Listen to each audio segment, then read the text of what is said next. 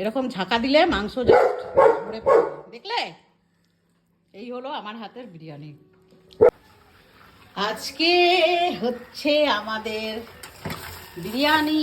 বাবারে, 2 কেজি চিকেনের বিরিয়ানি আজকে। কড়াই আমার ধরছে না, পড়ে যাচ্ছে।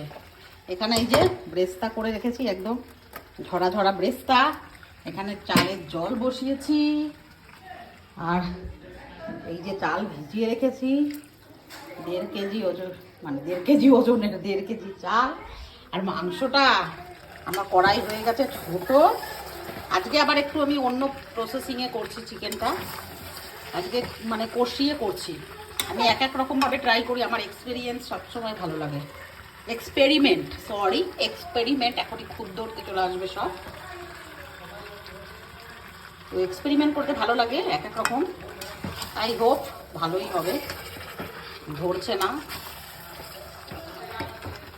বুঝছো? কড়াই থেকে বেরিয়ে যেত, কড়াইটা একটু বড় লাগতো। হয়ে গেছে একদম বিরিয়ানি পটে দিয়ে দিয়েছি চিকেনটা। কত সুন্দর লাগছে দেখতে। রেসিপি আর আলাদা করে শেয়ার করলাম না, কারণ অলমোস্ট আমার পেজে অনেক অনেক রেসিপি দেওয়া আছে বিরিয়ানির। আর এদিকে হচ্ছে রাইস মোটামুটি হয়ে গেছে, 75% কুক করলেই হয়ে যাবে। হয়ে গেছে আমার। এবার জাস্ট এখান থেকে তুলবো আর রাইসটা দেবো। একদম ভাত হয়ে গেছে, গরম গরম তুলছি আর এখানে দিচ্ছি। সব বিরিয়ানি লাভার আমাদের বাড়িতে, এমন কেউ নেই যে বলবে যে না আমার এটা ভালো লাগে না। সব বাচ্চা থেকে একদম বুড়ো পর্যন্ত সব। ড্রেসটাগুলোও সেরকম সুন্দর হয়েছে। খাওয়া তো নয়, খাটালি। আর পয়সা খরচ, সেটাও বলো। পয়সা খরচ বলবে খাওয়ার কি দরকার, লোকে বলবে খাবে তোমরা, পয়সা খরচ তো কি। তো তোরা শুনবি না তো, তোদের তো একটাই খাবার মানে বিরিয়ানি, মাছকে বিরিয়ানি।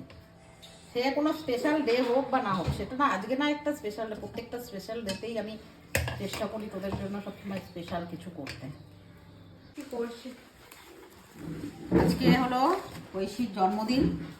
আজকে মোটামুটি এখানে 5 কেজি বিরিয়ানি আছে, 5 কেজি, 2 কেজি চিকেন আর মোটামুটি 2 কেজির মতো চাল। 1.5 কেজি 2 কেজি হবে না চাল, না? কত চিকেন এনেছিলি? 2-2.5 কেজি না কত? 2.5 কেজি। তারপরে তার পুরোপুরি 2.5 কেজি, 2 কেজি বেশি আছে। একটু রেখেছি বাবুর জন্য, বাবু একটু খেয়েছে। আর এই হলো বিরিয়ানি। আজকেরটা কোন স্টাইলের বানিয়েছো তুমি বলো? এরপরে গন্ধ পাচ্ছিস না? সবই পাচ্ছি, কিন্তু আজকেরটা কোন স্টাইল? বিরিয়ানি কাটাটাই হলো একটা ট্যালেন্ট। এই দেখো, নিচ থেকে মশলা এইভাবে নিয়ে আসা। যেহেতু ঐশীর জন্মদিন, তো ঐশীকেই আগে দেওয়া উচিত। আজকে শালপাতাতেই খাবো আমরা। একটা লেগ পিস, তার জন্মদিন। আর রাইস জাস্ট এরকম রাইস হবে আমার বিরিয়ানির রাইস এরকম হবে, ঝরঝরে একেবারে। একদম। একটা ভাতের সঙ্গে যদি একটা ভাত লাগা কেউ দেখাতে পেরেছে, তাকে এই পুরো বিরিয়ানিটা আমি দিয়ে দেবো অফার। কেউ পারবে না। নাও Aishi, this is for you dear. জি দাও। কে বল কিরকম হয়েছে? সার্ভ করি, এখানে সার্ভ করি। ও খেতে থাকা, গরম খেতে পারবে না। আগে সার্ভ করাটা দেখা।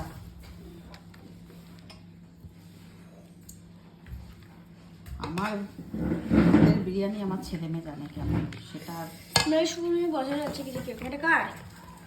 গন্ধ শোকারও দরকার নাই, আমি না গন্ধ শুকেই বলে দেবো। দাদা এখন যেহেতু জামা পরে নাই, তাই দাদাকে দেখাতে পারলাম না। কেন খালি গায়ে থাকিস বল সেই কথাটা। আমি খালি গায়ে থাকি কারণ আমি স্নান করে এলাম এখনই। ও স্নান দান করে আমি পুজো করি। পুজো আমি জামা প্যান্ট পরে করি না। অসাধারণ সুন্দর। আজ পর্যন্ত সুন্দর বুঝলি? এমন নেই। আমি স্নান দান করার পর পুজো করি, আমি তখন জামা প্যান্ট পরি না, তাই জন্য পুজো করে সঙ্গে সঙ্গে এসেই খেতে বসি। ও পুজো করে আলু বোনা পাশে এদিকে দেখা। আগে দেখা সবাইকে, তারপরে খাওয়াটা স্টার্ট করবি। আগে দেখা দিদিনকে দি দাও। সার্ভ করাটা দেখা। তো রিভিউটা একবার বলে দে। খুবই সুন্দর, অসাধারণ, পুরো সুন্দর, খুবই সুন্দর। আমি এই যে থালাতে নেবো, ব্রেস্তার থালাটা আছে, এটাতেই নিয়ে নেবো আলাদা করে। আর থালা ভরালাম না। লঙ্কা দিয়েছিস? আমরা দিয়েছি। দারুণ দারুণ।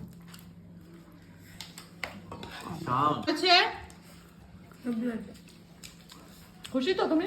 মাম পেরেছে? মম খুব ভালো।